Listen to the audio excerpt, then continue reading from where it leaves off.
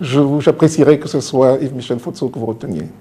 Michel Fotso, on l'a dit tantôt, quand vous présentez, vous êtes PCA, donc actionnaire ou intéressé dans une kyrielle de sociétés réparties à travers plusieurs continents. Certains sont considérés comme des paradis fiscaux. Je parle évidemment du siège de certaines de ces sociétés-là. Alors que cache cette stratégie? Est-ce que c'est une volonté du groupe Fotso de vouloir dissimuler quelques avoirs? Non, non, nous ne cachons rien. Lorsque vous parlez de paradis fiscal, je crois qu'il faut relativiser les choses. Dire que la Suisse, ou surtout le Luxembourg, sont des paradis fiscaux, je crois que c'est ne pas vouloir tenir compte du fait que la Suisse, par exemple, applique les mêmes règles de contrôle et déontologiques dans le secteur financier et bancaire que les pays de l'Union européenne. Et plus particulièrement en ce qui concerne le Luxembourg, où nous avons le siège d'ailleurs de la holding bancaire, Luxembourg fait partie de l'Union européenne et je pense d'ailleurs que la Banque européenne d'investissement, qui est l'une des plus grosses banques d'Europe, a son siège également à Luxembourg.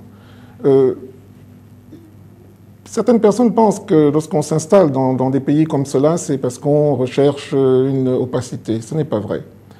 Il faut, je pense, l'intégrer dans la volonté d'optimiser au mieux les aspects fiscaux, donc la rentabilité des entreprises que nous dirigeons ou que nous créons.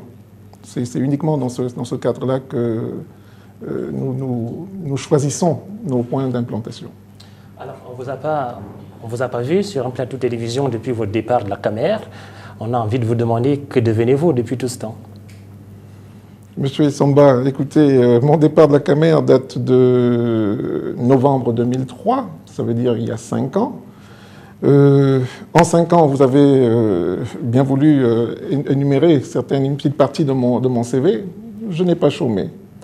Je travaille, comme je l'ai d'ailleurs toujours fait, et comme je l'ai fait également lorsque j'étais à la tête de la Camer, je travaille et il n'y a que depuis 4 mois que je suis un petit peu à l'étroit à l'intérieur du triangle national, mais je peux vous dire que après mon départ de la Camer, je crois que j'ai pris 1 mois de repos et ensuite je ne pense pas, sur les 3 dernières années, avoir passé 10 jours d'affilée dans le même pays. Si on ne vous a pas vu sur un plateau de télévision ou accorder des interviews à d'autres types de médias, il reste en revanche que votre nom est très connu, plus connu ces derniers jours que par le passé, par rapport à une actualité brûlante au Cameroun, celle liée à l'assainissement des mœurs publiques pour ce qui est de la gestion des finances publiques, par exemple. Votre nom revient tous ces derniers temps à la presse, notamment pour ce qui est de l'opération Épervier. D'abord, votre réaction par rapport à Yves-Michel Fotso, presque à la une de tous les journaux, dans tous les médias? Ça se voit que vous n'essayez pas de vous mettre à ma place. Ce n'est pas évident. Et croyez-moi, c'est contre mon gré, tout cela.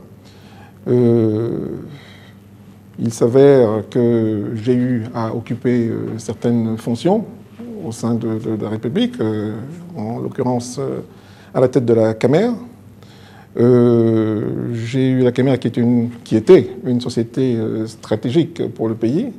J'ai eu de ce fait à avoir accès à des informations tout aussi stratégiques et peut-être que cela entraîne certaines spéculations. Mais je tiendrai quand même peut-être à ce que vous précisiez que mon nom n'est jeté en pâture, puisqu'il faut le dire tel que c'est, que sur la période concernée, sur la période de mon passage à la Camer.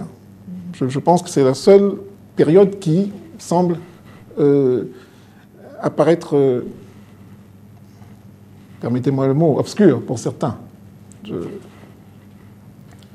Alors, ça n'empêche pas que... Pourquoi est-ce que vous communiquez aujourd'hui, M. Fotso? Ça fait des mois et des mois que la presse écrit. Vous êtes à la une des journaux. Mon collègue